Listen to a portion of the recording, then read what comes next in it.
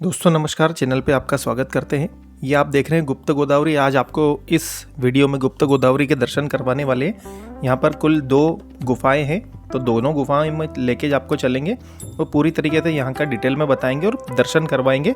तो बने रहिएगा, वीडियो पूरी देखिएगा, बहुत ही अच्छी होने वाली है। दोस्तों हम आ गए हैं चित्रकूट गुप्त गोदावरी दर्शन करने। यहाँ पे कुल 2 गुफाएँ हैं और आपको गाड़ी खड़ी करके करीब 200-300 मीटर आगे चलना पड़ता है। जो पहाड़ दिख रहा है इसी पे गुप्त गोदावरी है। तो चलिए आपको चलते हैं, डिटेल में बताते हैं।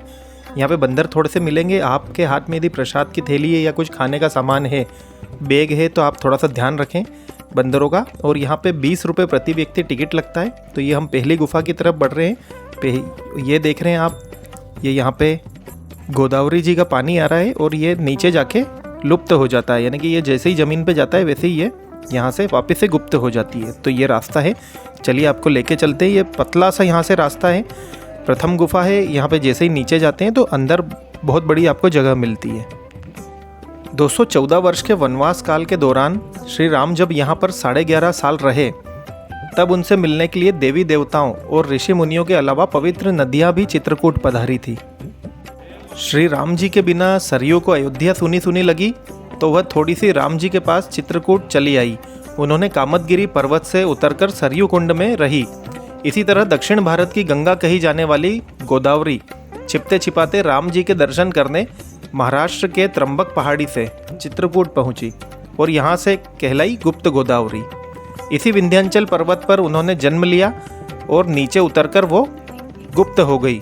इसी बीच उन्होंने जिन 2 गुफाओं का निर्माण किया वो धरती पर चमत्कार से कम नहीं है।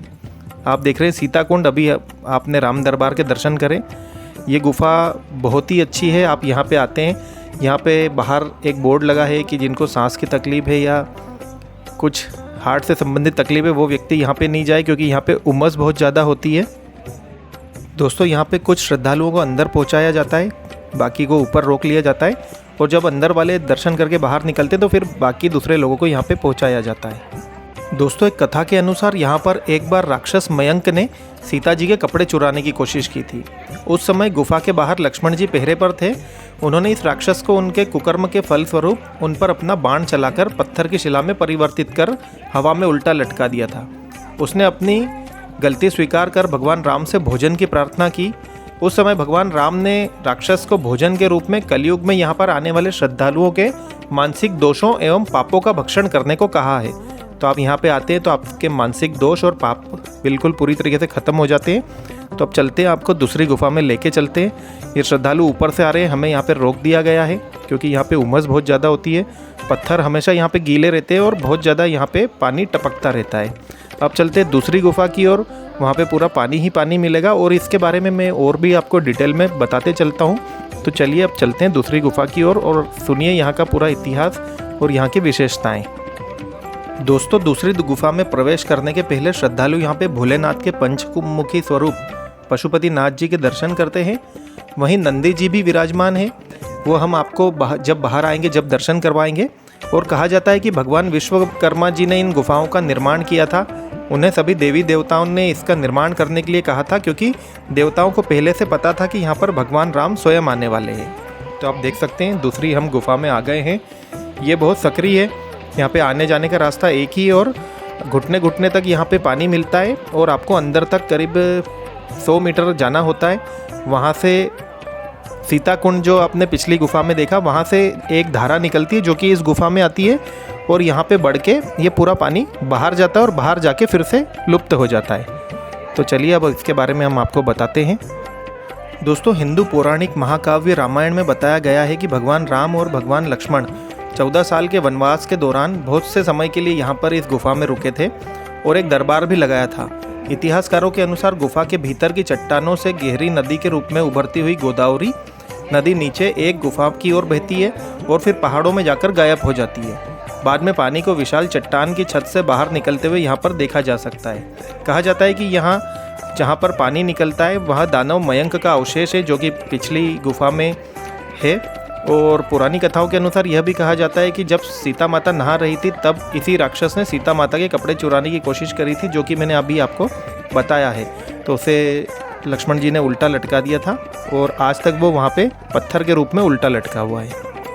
आप देख रहे हैं यहाँ पे बहुत ही सकरी गुफा हो गई है। यहाँ पे बिना चप्पल के आना होता है और बहुत अंदर तक जाना होता है और यहाँ पे प्राकृतिक रोशनी बिल्कुल भी नहीं आती। यहाँ पे लाइट लगाई गई है, ये लाइट कभी भी जा सकती है, तो आप आए थोड़ा सा सोच संभल के आए यहाँ पे।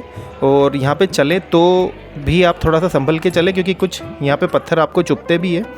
यहाँ पे बच्चे सभी आते हैं, आप देख सकते हैं लाइट यहाँ पे चली गई है। जय श्री राम का उद्घोष सभी लोग करने लग गए हैं।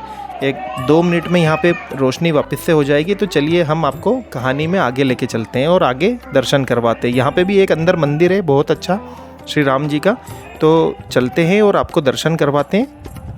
दोस्तों आपको बताते हैं कि इन गुफाओं के खुलने का समय सुबह 7 बजे से शाम को 6 बजे तक हर दिन खुला रहता है। दोस्तों लगभग 2 घंटे यहाँ पे लगते हैं। 2 घंटे में आप दोनों गुफाओं में बहुत अच्छे से घूम सकते हैं, सभी मंदिरों के दर्शन कर सकते हैं। जैसा कि मैंने पहले बताया था कि यहाँ का पास का रेलवे स्टेशन चित्रकूट धाम करवी है। यहाँ से गुप्त गोदावरी 22 किलोमीटर पड़ता है। और हवाई अड्डा की बात करें तो यहाँ पे खजुराहो का हवाई अड्डा है, आप वहाँ से बस या कोई साधन लेकर गुप्त गोदावरी पहुँच सकते हैं। और यहाँ पे बहुत सारी सुविधाएं आपको मिल जाती है आने के लिए, तो आपको यहाँ पे परेशान नहीं होना पड़ेगा। यदि आप यहाँ पे आना चाहते हैं तो ट्रेन की सबसे अच्छी सुविधा है, आप आराम से ट्रेन में उतर कर यहाँ पर एक ऑटो कर सकते हैं, उसमें आप दिन भर घूम सकते हैं। 2 दिन यहाँ पे लगेंगे जिसमें सभी मंदिरों के दर्शन हो जाते हैं। और ख़ास मंदिरों के आपको दर्शन करने हैं तो आप एक ही दिन में यहाँ पे सभी जगहों के दर्शन कर सकते हैं। तो दोस्तों इसके पहले भी मैंने आपको दर्शन करवाए बहुत से मंदिरों के यहाँ के, तो वो भी देखिएगा, बहुत अच्छा वीडियो है, वो भी पूरी डिटेल में बताया गया है। और चैनल पर आप नए हैं तो उसे सब्सक्राइब कर लीजिए, वीडियो अच्छा लगता है तो उसे लाइक कीजिए, दोस्तों के साथ शेयर भी कर सकते हैं। कमेंट ज़रूर करिए, कमेंट का मुझे इंतज़ार रहेगा। आप वीडियो देख लेते कमेंट नहीं करते तो हमें ऐसा लगता है कि आपको वीडियो अच्छा लगा है, नहीं लगा है। तो आपको यदि वीडियो अच्छा लगता है तो कमेंट ज़रूर करिए। जय श्री राम के कमेंट का मुझे इंतज़ार रहेगा। ये आपने दोनों जगह के दर्शन किए, आप चलते बाहर आपको लेके, और जो यहाँ पे पशुपतिनाथ जी का मंदिर है, जो यहाँ पे शिवलिंग उनकी स्थापित है, उसके दर्शन करवाते हैं। दोस्तों यहाँ पर रामनवमी और दीपावली बहुत ही अच्छे से यहाँ पे त्यौहार मनाया जाता है, बहुत ही धूमधाम से। और यहाँ पे सभी त्यौहार मनाए जाते हैं। मैंने पहले भी बताया है कि चित्रकूट इतनी शांत जगह, इतनी सुंदर जगह है कि आप यहाँ पर आते हैं, बरसात के दिनों में आप आइए, पूरी जगह आपको हरियाली हरियाली मिलेगी। आप देख सकते हैं ये गुफाएं, यहाँ पे ज़रूर आइए। प्रकृति का एक ये इतना अनुपम तोहफ़ा है आपके लिए कि आप देखते हैं इसको तो देखते ही रह जाते हैं, क्योंकि इस तरीके की गुफाएं बहुत ही मुश्किल से मिलती है और कहीं भी नहीं है। ये जो गुफाएं प्राकृतिक रूप से पानी के कटाव के द्वारा बनी हुई हैं। तो चलिए अब आपको बाहर लेके चलते हैं।